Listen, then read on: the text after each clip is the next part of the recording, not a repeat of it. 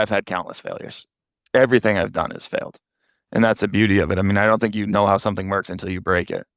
And I think everybody would echo that kind of same mentality. I've failed on, it's been hit on a lot by you, but like in who you've interviewed so far, but it's communication. Failures in communication result in problems. Nobody wants to walk into a meeting when they're managing you and hear, oh, what happened? And they're like, what are you talking about? So that's kind of one of the biggest things that we're trying to avoid. And that comes with a tight-knit team. This is Facility Rockstars, the podcast that celebrates the unsung heroes of our daily lives, facility professionals. I'm your host, Jay Culbert. Join me as we honor these great leaders, sharing stories, insights, and expertise that empower us all to learn and grow together.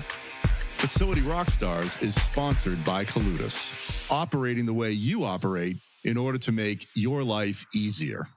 Welcome back to Facility Rockstars. I'm your host, Jay Culbert, and can't wait to get into it with today's guest. He's a facilities expert with over a decade worth of experience in the industry. He's worked his way from facility coordinator to director of facilities, all within the same company. I can't wait to hear about his career journey and his take on the latest industry trends. He's the VP of AFE Chapter 33, which, by the way, is the largest in the nation. And he's currently the Director of Facilities at Biomed Realty. John Bochman, welcome to the show. Thanks for having me, Jay. Really appreciate it. Absolutely, man. It took us a little while to get here, and I'm glad we landed. Yeah. Hey, what can you do? Two busy people, everything happens. We're That's moving. it. We're doing it. Yeah, we got it. And on a nice sunny Friday. Right. So with your journey, all within one company, and then, of course, AFE, you've got a Mass Maritime graduate background. What's been your biggest lesson learned with all that? So my biggest lesson learned, first of all, go Bucks. You know what I mean? And I do. the biggest lesson learned would be accountability. You got to be able to find somebody who is going to allow you. And then the second one would be allow failures. So it kind of all rolls into one thing. So failures are acceptable. They're expected. And that's kind of where you learn the most. Where before, throughout my life, failures have always been, don't let it happen. But one of the sayings I always go back to is it's okay to fail. It's just not okay to fail twice. And you can fail on different things throughout, but you want somebody above you who not only corrects it, says why, and you learn from it. That's great stuff. Could you give us any examples of either you or someone else experiencing failure and maybe the growth, the learning, or the advancement that came out of that? Absolutely. So one of the things that you said in my free bio is AFE Chapter 33. Mm-hmm. And I'm lucky enough to be involved with that board. They do a great job. They host tremendous events. And I tour 2 buildings that I've managed over the last 3 years. We've done 500 Kendall and brand new ground up in Somerville. The first thing I do is I point out my biggest failure, which is putting in, well, I probably had several more, but so far the biggest failure is putting in strainers backwards. And you spend all this time through CD, DD, looking at the sets, thinking that you got everything dialed in. You go up there and you say, everything is backwards. So we just cause ourselves so many maintenance issues over the course of this building. And I like to kind of point that out to the greater people, just kind of show, because with Biomed, I moved across the country and got to do a ground up there in South City, South San Fran as well. And didn't know as much as I know now. And that's all because people let me fail. Can you say more about San Fran? I know we've talked about that in the past, like maybe a little more detail on that and the people that surrounded you and helped you. Yeah, absolutely. So I started with Biomed as a coordinator, which is like the starter position with Biomed, straight out of Maritime. I did a brief stint with a semiconductor company, which didn't really work out. The Maritime network got me over to Biomed. Except it went in to give a presentation to Kevin Slane. And right as I was walking in, the facility manager in San Francisco called, gave his notice, and he actually went and built the circle for Apple, being the facility manager over there. Packed up all my stuff, moved out to California because I didn't want to look back and say, oh, I didn't take that chance. I didn't take that risk. Day I got there, the guy I was supposed to work for actually gave his notice, left 2 weeks later. So I was Ouch. by myself in a place I didn't know anybody, um, responsible, quote unquote, but not really, for a decent square footage at the time. It was 3 million square feet roughly.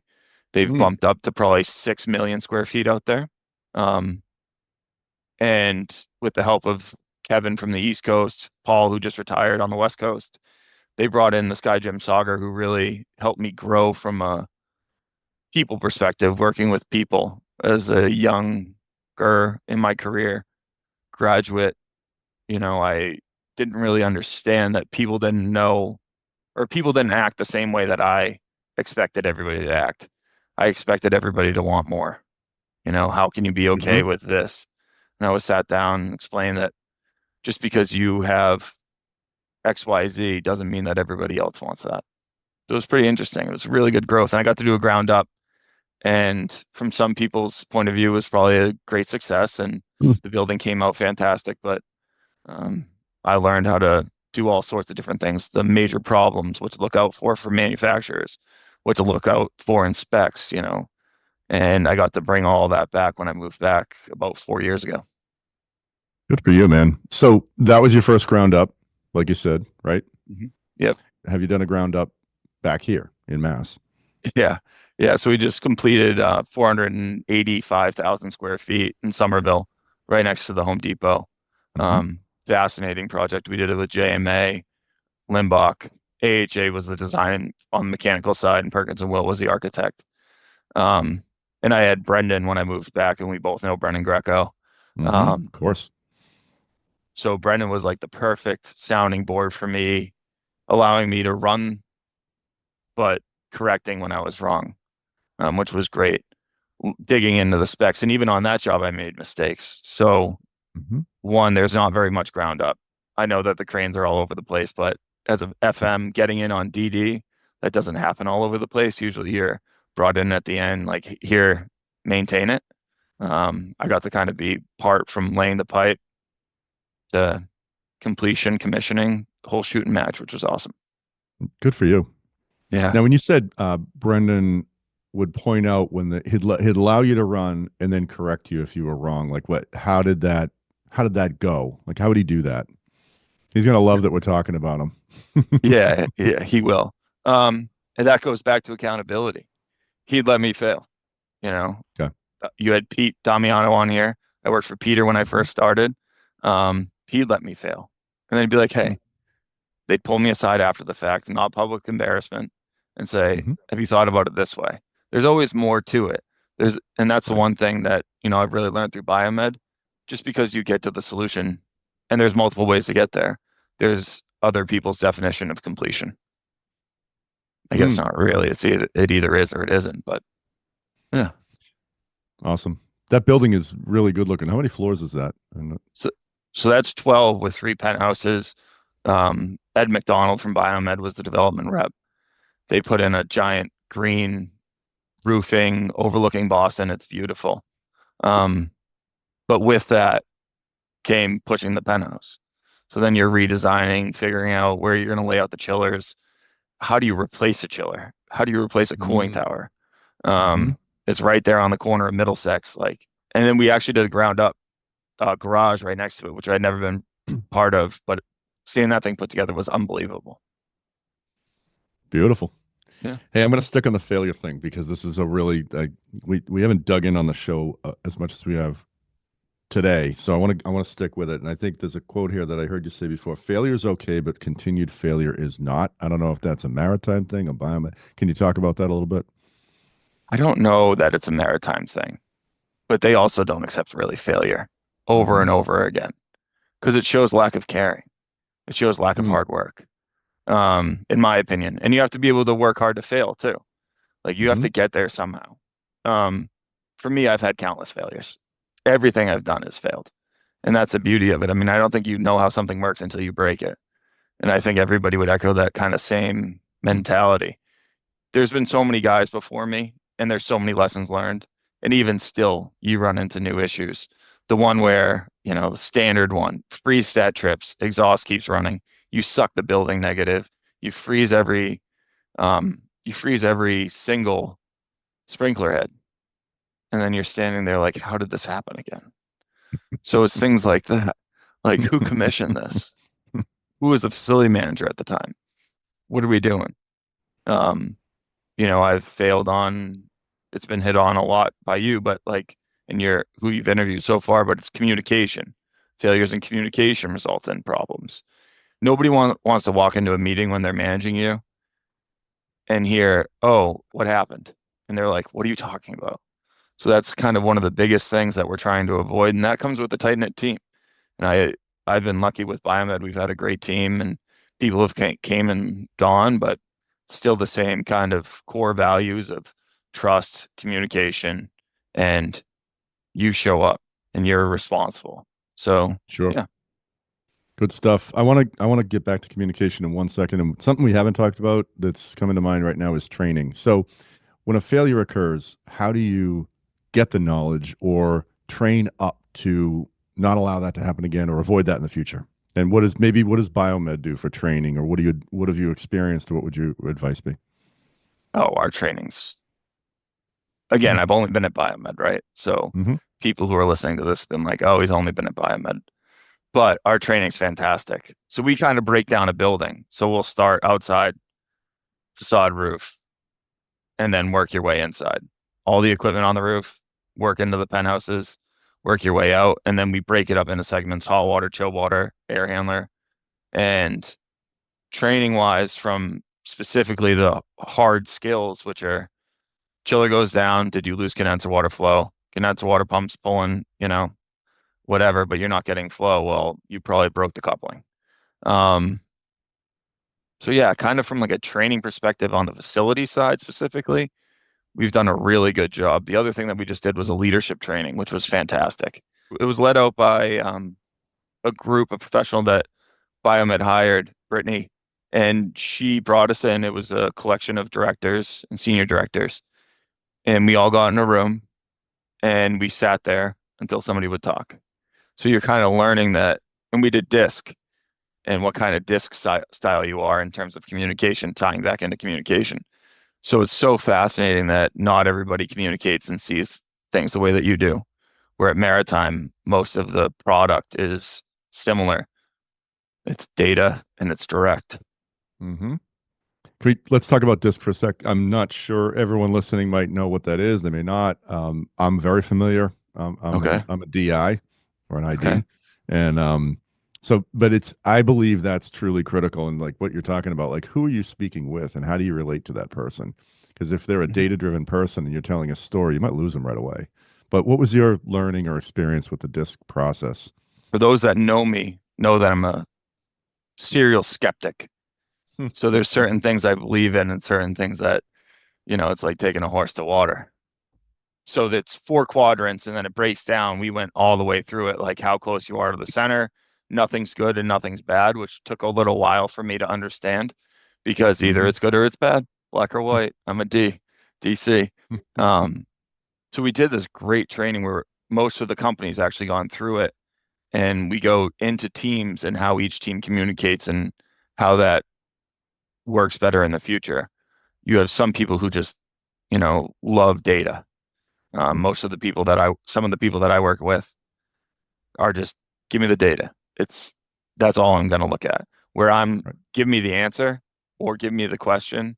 Another thing that we say around here, and I quiz, we have a couple coordinators outside, and a problem without solution is just whining. So find the solution. I don't want to find it for you. Oh, I And like that. yeah, and I think that kind of comes with the D. I don't want to sit around and talk about how it made you feel or anything like that. I want you to figure it out on your own. Hmm. Good stuff. I love it.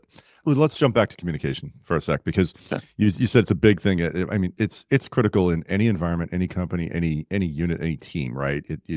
I think one of the military guys we had was the first death on the battlefield is communication, failed communication, or something like that, right? Mhm. So how's that experience at Biomed? What are your communication methods at Biomed? Right? What works? What doesn't work? What are some pitfalls? Just what could you share around that, John? I don't want to sound like a fortune cookie, but I do have another saying here and kind of how I bring the biomed world together. And I don't know that I ever got clearance, so I'm kind of afraid to say it, but I'm gonna anyway. So I think of it as a person in a chair. So we have probably 7 or 8 groups now. Um, Leasing finds the person, development builds the chair, property management makes sure the person in the chair is okay, and facilities fixes the chair when it breaks. And then you got 4 different groups who all have different priorities working together. Um, Mm-hmm. so to me, it's goal driven, and communication all stems from that. Um, Group text is huge, group email Mm-hmm. is big. So when Mm-hmm. we're doing shutdowns, and we have a very robust system for shutdowns, mechanical, electrical, plumbing, anything like that. Mm-hmm. Um, Using the text to fire off your communications, just kind of flow of thought, like, hey, we ran into this issue. It's going to run longer. Please let us know if you need any support. And we're so tenant driven, right? Like Mm-hmm. Biomed Blackstone needs tenants, facilities needs tenants, property Mm-hmm. management needs tenants. We all kind of need that. Um, and with Biomed, I manage New York, Pennsylvania, New Jersey. We don't have very much down there, but we have teams in those markets kind of circling them all together. And if you don't communicate, you just have absolute people just doing whatever they want, wandering around the Right. woods, you know? I like your example of the chair actually because it kind of what I'm hearing is it ties together the interdepartment communication, right, or cross department communication. Is that Hmm. what I'm hearing? Yeah. And either you have Yeah. more chairs or more people, right? Mm-hmm. Mm-hmm. Awesome. We talked about eyes, ears, and mouth. Can you speak to that, please? Because I think that ties right into this. Yeah.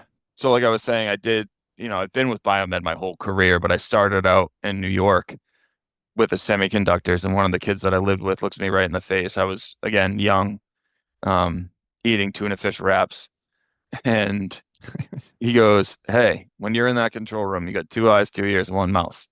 Look twice, listen twice before you remove all doubt. Like, think about what you're going to say because it matters. Because people, perception's reality, and like it Mm-hmm. matters what you're saying to these people.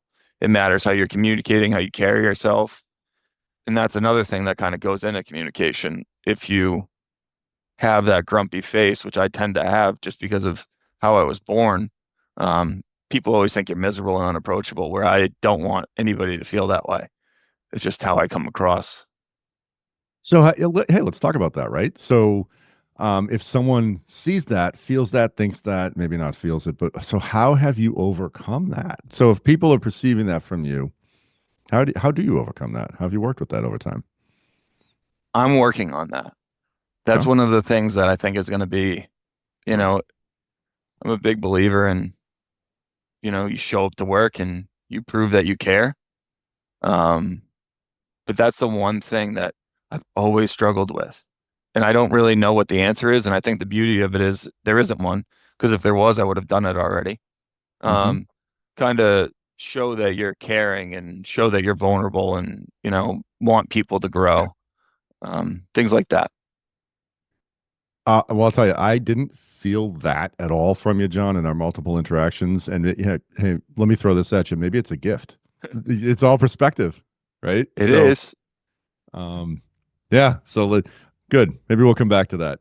Well, we've talked about Biomed being so good for you, and you're good for them, right? And you've stuck Mm, with it, right? You gave them a lot of credit for where you are today, and we've talked about the failures and whatnot, but maybe just the millennial thing. Like you made a comment about millennials will oftentimes move around in their career, and you've chosen not to. Maybe just a little mhm. more on that. I've chosen not to because it's been the best place for me to learn. I mean, Yep. if you're not learning and you're not growing, it's not going to work out. Mm-hmm. Um, when I was on the West Coast, it was explained to me because San Fran turns out expensive place. I didn't know that. Um, so money solves for 2 months, but it doesn't solve any of your problems. So if you're not learning and not growing, you're going to be wasting your time. Sure, the bills Mm-hmm. are going to be easier to pay, and you're going to Mm-hmm. it'll be easier to do whatever you want, but it doesn't solve the problem. To me, what solves the problem, the reason I've been with Biomed is there's been so much change. We got bought by Blackstone, and I was out there. I was like, how the heck am I going to get home? I can't afford my rent and my car. What am I going to drive home? I don't want to do that. Real things. Yeah. Yeah, you Sure. know? Yep. So we got bought by Blackstone. We switched inside of Blackstone. I've had several different managers. And we're going through a little bit of change right now with everything going on. Mm-hmm. Change is the best thing. Change is growth. And early on, change was not for me. Oh, Good and for you you. spoke about empathy. I did. Yes, I touched on that. So empathy was like my thing coming out of that leadership class, because either I don't know if it's something that you're born with or something that you learn, but I didn't have it. Um, and, and we've spoke, but my wife's now pregnant. Congrats. And thank you. Mm-hmm. Thank you. But there was no complaining in my house growing up. And she's not complaining. That's what I learned. She's not complaining. She's going through something and she wants to talk about it. Kind of more of an Eastern Bloc Mm. Irish Catholic house where we don't talk about pain or feelings. We put them in the pickle. We put them in the pickle jar. You know, Very true. You don't bring that up. But Mm-hmm. now she's kind of opened my eyes to, hey, it's okay to talk about things. It's okay to kind of grow and learn from them. That's fantastic. One thing on your wife's family that I know we've talked about in the past is there was a saying about walls talking, people talking, something like what was that, John? Yeah. So inside the current household, the walls don't have to talk because all the people do. There's no Mhm. such thing as a secret in that house. And I'm so lucky. So she's one of eight, um, which isn't normal. Nowadays, it's not as common. Mhm. And you go, and I'm from a smaller family, like I was saying, Eastern Bloc Irish Catholic. Like Mhm. you sit down with the six people at dinner. We did a Christmas swap. It was 41 people. And I don't interact with a lot of people. So a Right. 41 person Christmas swap where everybody wants to talk to you is completely different for me. And they've been so warm and welcoming to me. It's been awesome. It's been That's unbelievable. fantastic. Awesome, man. Nice. Yeah. Hey, I want to jump to Mass Maritime. I want to dig into that a little bit more with you. We've touched on it, here and there. As you know, there's been people you work with, people you worked for, Maritimers who've been on this show. I work with a ton of them, ton of Maritime grads on the show. What would you want to share around your experience with Mass Maritime, and where it's I don't know if it's positioned in your life or what it's done for you, John? So I'll start kind of at the beginning, if that's okay. Please, however you want to do it. So my dad's was the head of alternative ed in Braintree for 30 years. Hmm. And when all of my friends graduating high school, they're like, "Oh, I'm applying to like six colleges, John. How many colleges are you applying to?" I was like, "One." I got to apply to one school. Um, Went and played football there. And the one thing I hope you never hear is a bad word about Mass Maritime. And if you ever do, let me know, Mm. because it's the best school around, in my opinion. For me, it was an excellent experience. I have lifelong friends who I'm talking to almost every day. Mhm. We're such a tight-knit group of people. And I think that comes through, again, that was accountability a little bit. Like, what are we driving towards? That whole school is you're driving to get out and get a job, like 100% job placement. That's the only thing you're doing. That's why you go to school, I think, or at least that's why Mhm. I did. Um, so through it all, like it was the only decision for me. Mass Maritime's the best school around, and I don't think you could walk through and talk to a facilities group and not hear, "Oh, my brother went there, my dad went there, I went there. Right. My sister went there, my daughter went there, my daughter goes there now. Do you know anybody hiring?" Like if you have a Mhm. maritime on top, hopefully your resume holds a little bit more weight than others. Sure. And You said life's not something to about me. competition. You said something to me recently. Like everyone that went there is working, right? No one's looking for a job because you're all working. Yeah, and that's the thing. Like nobody's looking for a job, but everybody wants the best group of people from that, regime to be Mhm. around. And you kind of grow through that. Like if you look at Biomed and then our third party engineering, I guarantee you, well, I know for a fact Biomed has almost 95% East Coast facilities at Mass Maritime grads, starting from the top and working its way down. We cover almost every year throughout.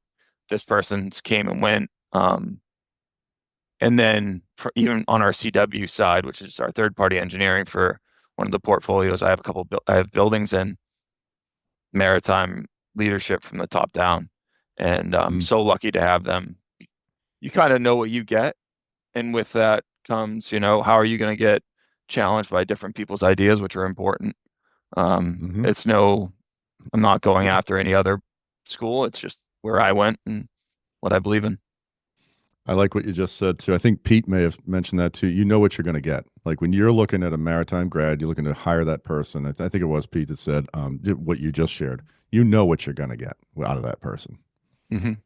Yeah. That's Nobody wants to fantastic. wake up at 7 a.m. and march outside. But if you can do Hmm. it for 4 years, you can show up to work. Yeah, great comparison. I love it. Hey, let's jump over to AFE if we could. You're the VP of chapter. Oh, sorry, 33, is it? Yeah, Yeah. it's 33. It's Okay. the Boston chapter. So, all right. Um, So, for those who don't know, what is AFE, and why do they exist? What do you guys do? All that. sure. So AFE is Association of Facilities Engineers. It used to be Mhm. Brendan's going to kill me. American Industrial Plant Engineering, I believe. And what it is, it's a group of people who manage facilities. And we come together, we do tours of any major buildings throughout. We've done GE, we did Gillette, we're going to do Mass Maritime's new ship with a handful of the other groups. So IFMA, Cool. AEE. So the Association of Facility Engineers is facilities based. We drive, we have so many different collection of people.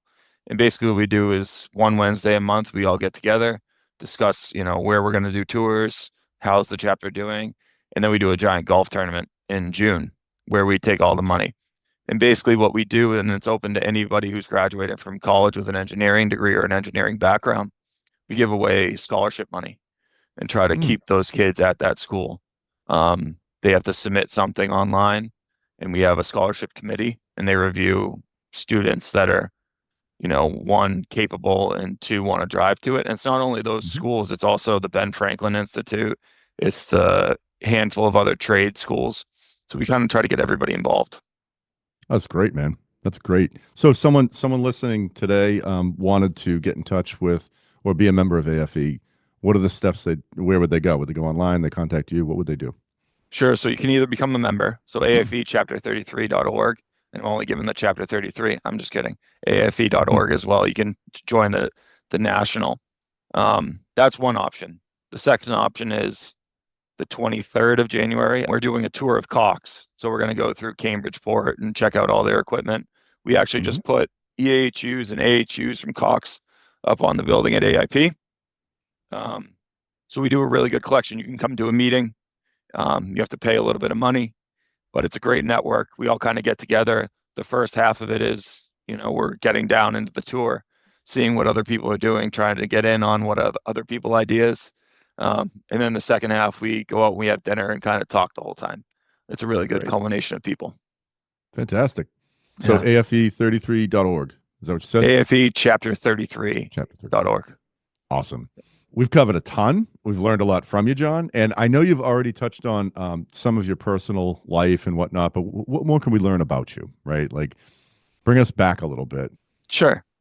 So, Fred Mahoney, who I work with, went to Maritime as well, running theme here, um, says in his interview process, I'm going to give away one of his secrets, talk about yourself. And if you can't talk about yourself, the rest of it's going to be pretty difficult because you got in here because of the resume. I know what you can do at work. So for me, I started off with, a basic upbringing, great, South Shore living, fishing, doing everything with my dad and my mom. And then we got introduced to sports, and that's all we did. So we did sports from, gosh, third grade through college for two of the three kids. And then the only one who didn't wound up winning a state championship in high school, and that was my sister. So pretty interesting. Impressive. After, yeah, it was, yeah. Um, with that, we kind of all grew into the same kind of idea, and then we splintered. So my parents had, and my wife, Kelly, her parents had the same kind of idea. You play sports or you work, and those are the two options. You go to school every day. Yeah. Like, so going to Maritime was just it just continued on. I had the zero my whole life. So going with a zero freshman year wasn't a big deal. Right. And I got lucky, I'm a mid millennial. where the running theme is, if you go on to anything, is millennials don't want to work. And I'll stand up in meetings and I'll say, that's great. Just give it to me and I'll continue to work. So more from the personal side, we'll kind of try to stay on that, but they blend together. Always. I agree with that Always. 100%. If you're someone different at work or at home, then something's wrong. Yeah. You're And not, you're you're not exhausted. right. Yes. Hmm. Yeah. Yeah. I mean, I'm wholeheartedly me. I tell the truth, to a fault sometimes. I always act like, what do all my mentors want me to do? Like, what would they do in this situation? And that's kind of how I've grown my whole life. Um, Personally, I've grown so much. Like, I lived on my own. I did all sorts of things, moved out after college like everybody else does. Living on my own was huge, though. I lived on my own for like 6 years by myself. And you grow a lot from that. You learn a lot How about so? yourself. Yeah, you're alone with yourself. Like, there's nobody to talk to when you're had a crap day or anything like that. So learning stress management was a big Hmm. piece of the puzzle for me. Um, Hmm. and then you're relying on other people, like you're leaning on people outside your household. Where growing Mhm. up, we just leaned on each other inside the tight knit, Bochman house. But Yep. then that taught me how to grow, find people that have different opinions. You give feedback, but you have to be open to feedback as well. Mhm. Like, oh, this was terrible. And then you hear back, like, it's not that bad. How about you keep moving your feet? So that's kind of the mentality. Good stuff, man. Awesome.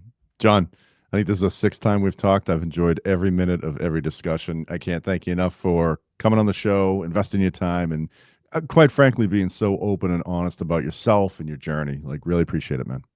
Thanks, Jay. Thanks for giving everybody the opportunity to speak. I really appreciate it. 100%. And for everyone listening, hope you enjoyed this episode with John. And if you heard something that you learned, or if you laughed, tell someone else about the show. Would love to have them. So, John, thanks again. And it's been another great episode of Facility Rockstars. We'll see everybody next time. It's a wrap. Another episode of Facility Rockstars is in the books. Facility Rockstars is sponsored by Colutus, operating the way you operate in order to make your life easier. Until next time, facilitate and rock on.